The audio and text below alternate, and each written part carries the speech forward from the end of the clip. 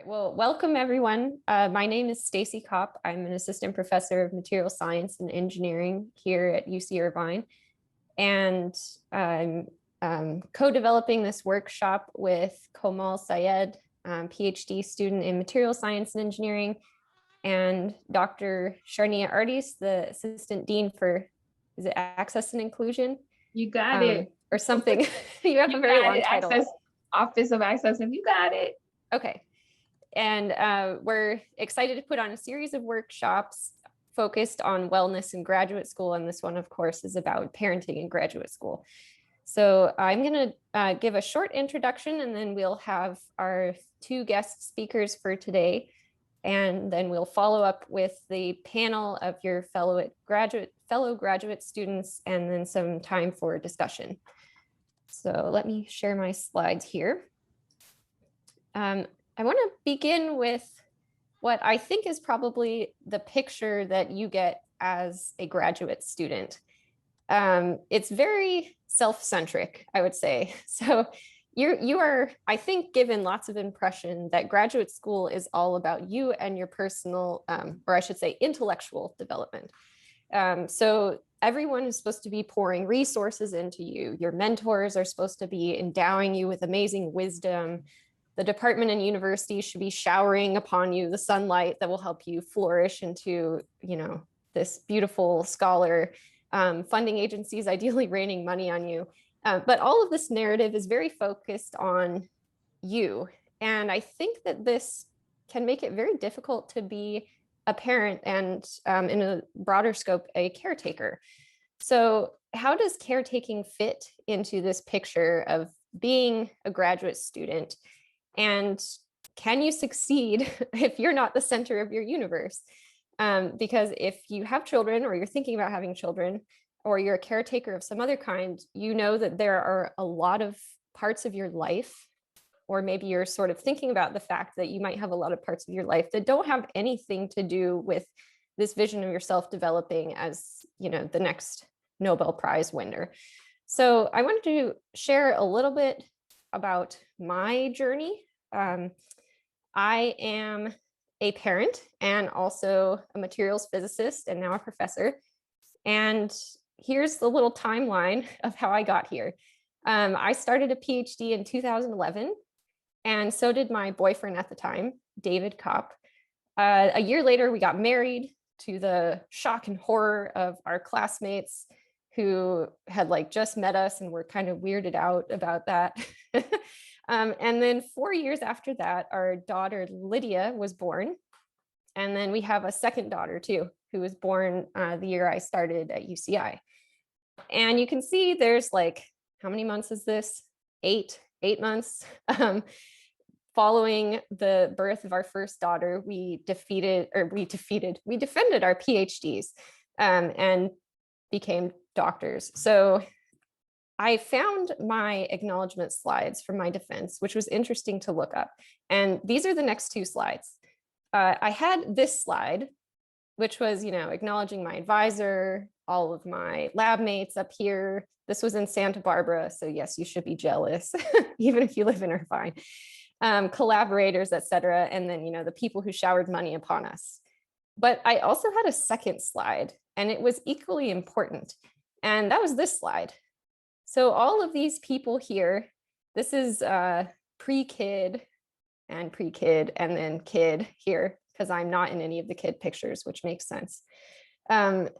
These were the people who were really, a huge part of my life, whether it was related to my PhD, my classmates and my lab mates, or friends who rode bikes up crazy tall mountains, or the people who loved my daughter and my husband. And this was just as important to me as becoming an independent thinking scholar. And so I encourage you, if you're already on the journey of parenthood or caretaking, or if you're thinking about it, that it is possible to be successful. And we want to open a dialogue here about the resources that parents need as graduate students at UCI, and the resources that already exist. so that we can best cultivate a diverse group of graduate students and hopefully your future kids. So with that, I want to give you this beginning thought that a self-centric approach to grad school is just not realistic for parents and other caregivers. So if you're doing elder care, you're taking care of a niece or a nephew too, and this is okay. You don't have to be the center of your universe to thrive as a scholar. You can also thrive personally and develop professionally.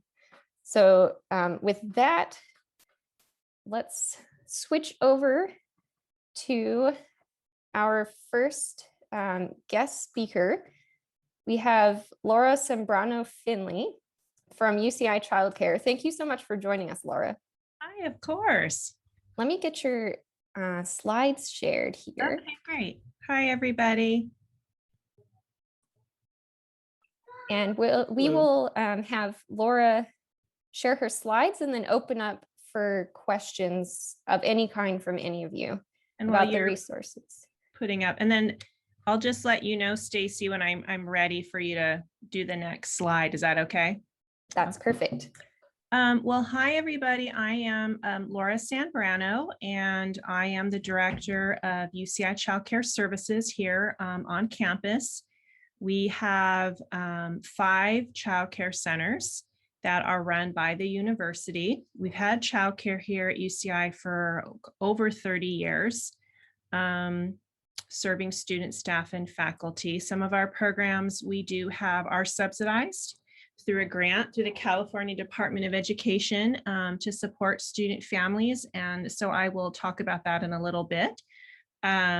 Just a little bit real quick about me. I've been here at UCI so if I say we've had childcare, that's old. We've probably had childcare here for probably since maybe 35, 40 years, because I've been here 30, it'll be 30 years this September. I started out as a teacher and have directed several programs and now oversee the childcare program. So we have had childcare here for you all for a very long time, and the campus very committed to supporting the programs.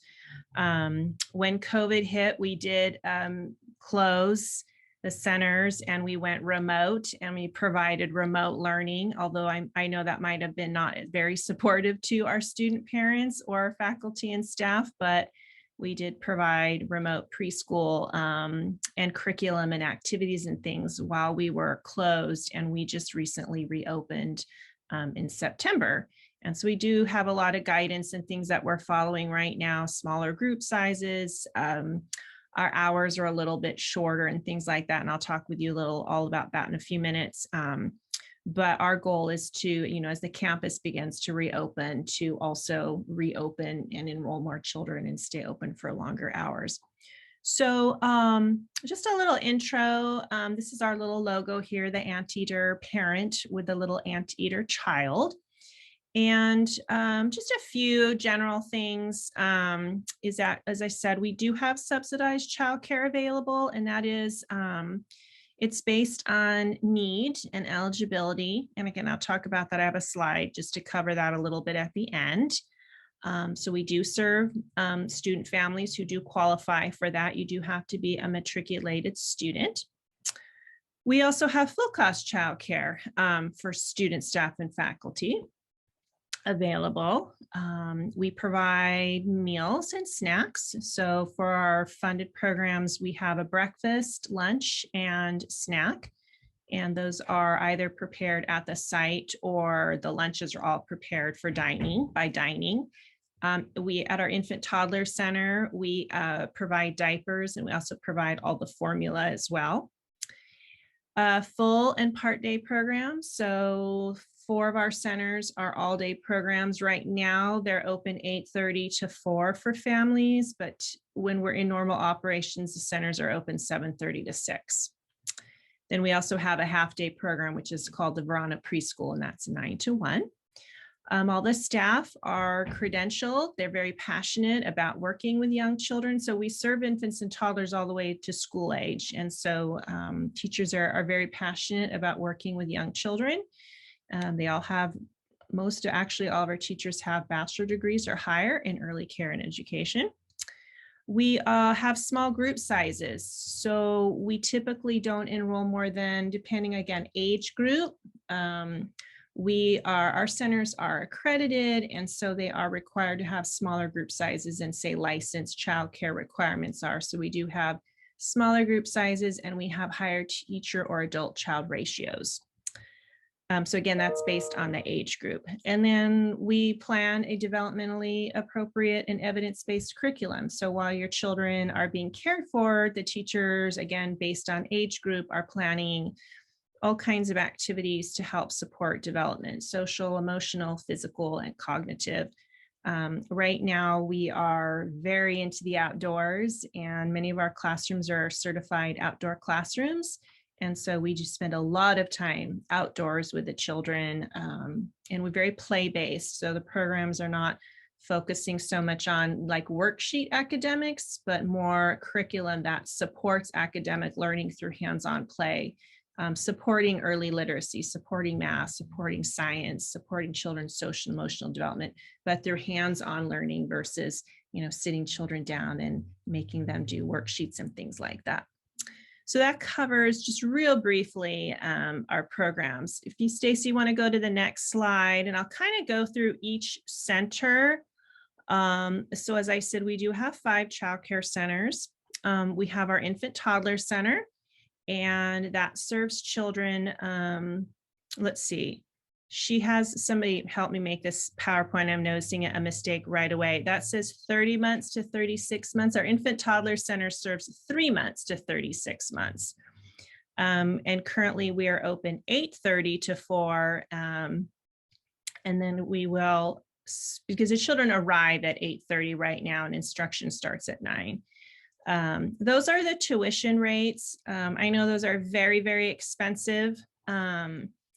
Infant care is extremely expensive because of the small group sizes and the very high teacher-child ratios we have to maintain. So in an infant group, we will have no more than 6 babies with 3 teachers. So it's almost like a 1-to-2 ratio. But for the subsidized childcare, depending on your income, if you qualify, you may not pay for any of the childcare, up to the most of a family fee of $500 a month. So it really depends. Again, we have a criteria we have to look at. So don't let those numbers scare you. I mean, if you don't qualify, then those are very expensive, I know. But if you do qualify, then the childcare is very affordable for our student families. Then we have the Children's Center, which is one of our all-day preschool programs. That's 2.5 to 5. We have an after-school program that's transitional kindergarten through 6th grade. And so we support children in that program with their homework and other kinds of activities. And then during the summer at our after-school program, we do run full day. So right now, we are also running full day because the children we have in our program are all remote learning from school. And so we are supporting them in that. Probably when we come back in the fall, we'll go back to tradition and be open roughly around 11:30 to 6 o'clock. Then we have the Early Childhood Education Center, which is another all-day preschool program, and the Verano Preschool, and that's the half day. Those 2 programs do not have the subsidized childcare. The 3 on the left, the Infant Toddler Children's Center and Extended Day, all have are subsidized. I have included any information regarding your eligibility for subsidized childcare. You may contact the Child Care Services Office at that number at 949-824-2100. And then I also have left my contact information as well.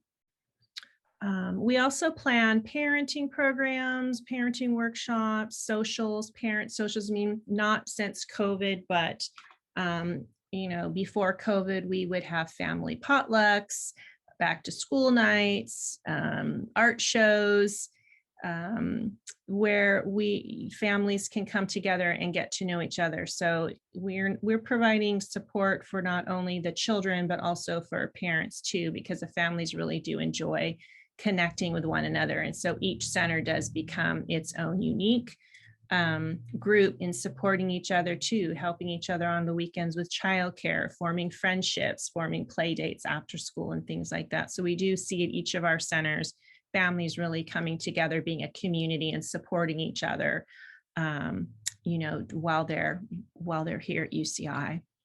So Stacy, let's do the last slide. Just want to give a little bit more information about the subsidized childcare. So I have a question actually, Laura. sure. We have several questions in the chat, which I'll save to the end, but one Okay. question was, are these prices on the previous slide per month? Yes. Which I think they are. Yes. Okay, thank you. Yes. All right, go ahead. So for our subsidized childcare, you do apply. There's an application. It's on our website, which is on that previous slide. I don't know, Stacy, if you want to send these out to the group that is I think we could do participating. that. I'm fine with you to share, especially the one with the contact information.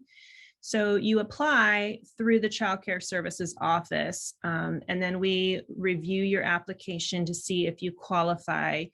And again, you must be a matriculated student, and you also have to, while you're under the subsidized program, show progress. So each year we recertify you, and you have to show that you are completing your classes and getting certain grades and things.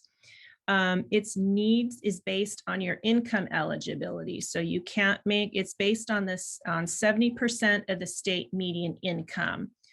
And so we look at family size and income. So I've given you an example here. So the maximum income for a family of 3 is $5,071 gross to be eligible. So you couldn't make more than that if you were a family of 3. Now, if you were a family of 4 or 5 or 6, you could make more because your family size is bigger. But this is, if you were a family size of 3, you couldn't make more than that to qualify.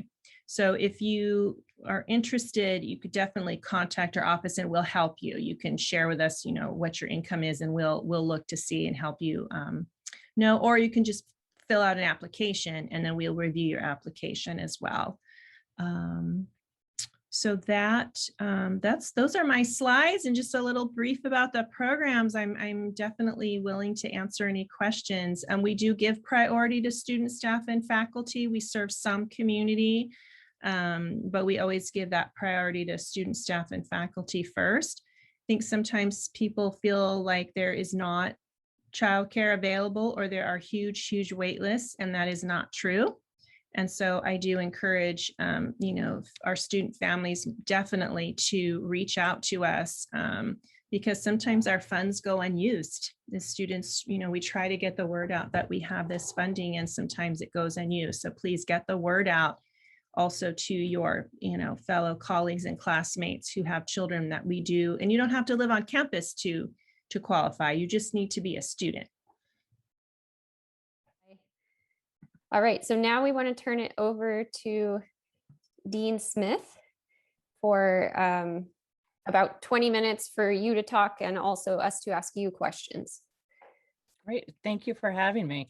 So I have been a professor in the drama department where I teach light and design for the last 14 years. And in November, I was hired as the Associate Dean for Student Success in the Graduate Division. And this is a brand new position. And really what I am here to do is to think of strategic long-term plans that help students in a holistic manner, right? How do I help you thrive, not only academically, but as kind of whole people within the program? So I am not trying to band-aid things, and so, but to really think of how do I change the infrastructure to make it better for you. First and foremost, I have a 6-year-old, and I want to congratulate all of you that already have kids for making it through this year. It has been very, very hard for all of us, and I don't know how you're all doing it. You know, parenting is a very important subject to me because it is absolutely hard. Right? And you feel like you are failing at one thing or another all the time. When I had a child, a colleague said to me, he's like, okay, so you have teaching, research, and family, and you can only do one of those things well at any given time. I have a cat who wants to talk to you all.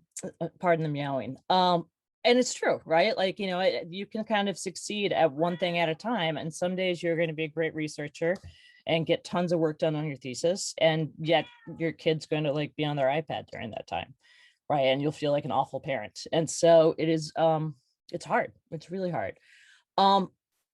In digging through some numbers, so I found that 16% of UCI grads are parents, which is the highest amount of any of the UCs. The UCs on average are 12% parents, and so UCI is 16%. And there have been a couple of different initiatives that have gone through this year to help with, you know, kind of childcare in the time of COVID. One of those was the relationship with Bright Horizons that offers kind of emergency extra care when you need it, when other childcare falls through. I'm going to put a ton of links in the chat, by the way, to give you a whole bunch of resources. You of course have the 6 weeks paid leave for pregnancy / adoption childcare, as long as you have a 25% TA-ship. The reimbursement, and so that is not just for TAs, but also for grad student researchers and fellows. And I'll put that application in the chat as well. That was changed in 2018 to $1,100. And it was what they're trying to do is during these times of COVID, that has expanded to a wider range of eligible providers, right? So not your husband, but you know, perhaps your neighbor, right? So that you can reimburse people that are helping you through this. We are seeing if we can continue that. No promises on that, but we're seeing if that can be continued post-COVID. Fellowships. So I gave out a large number of fellowships this past month. And one of the ones I created was the caregiver / parent grant. I had a ton, like close to 100 applications. What I had originally to give out was 6. I had 6 fellowships I could give out. So I had $30,000 to do that. But we had such an overload of responses that I ended up giving out 27. And I spent double what I had to give. I spent $63,500, and not all of them were like the full amount of grants, but I was trying to give as much money out as I possibly could, because I know that these are very difficult times. You know, and one of the things that, you know, I keep thinking about is someone said to me that we're all juggling 100 different balls. And to think of it in terms of some of those balls are plastic and can drop, and some of them are glass and can't drop, right? And at any given time, it's figuring out which ones are plastic and which ones are glass, right? And trying to prioritize the ones that you need to keep in the air. There's a lot I want to do for parents, right? And it's going to take a little bit of time to kind of get those implemented within the infrastructure, but there are, you know, things like better communication of resources. The entire UCI system of communication is hideous, and it's like a labyrinth to get through to find the resource you need. And so I'm looking at a number of different ways to make that easier. Also looking at, can we create any kind of family events or parenting classes? Are there things like, you know, you can take your kid to, you know, one of the food places on campus and get a discount? Are there things like Kids Club? Like I've seen some universities do that, where kids get a free pass to athletic and arts events. Are there community centers that we can create? As well as like, can we create a parent endowment and get sponsors for that? So these are all things that I am hoping to start pushing forward, but I'm also really excited to hear, well, I'm not excited to hear the problems you're having. I'm curious to hear what problems you're having, and excited to hear ideas that you may have that to help. I'm happy to take any questions. All right, thank you. All right, we are at the end of our time, so I'm going to be strict with time. That way we can all move on to other things.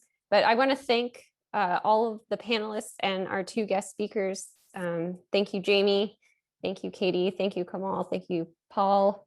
And thanks to Laura from earlier. And also thanks to Sharnia and Greg and Gina from the Office of Access and Inclusion. We will collect all these resources and send them out as an email to all the people who registered for this. And if you don't get that email, I would say give us a week. But if you don't get that email, then email me and I can try to send you those things. And in general, please know that there are faculty here at UCI who want to support you. There are faculty here who care about student parents.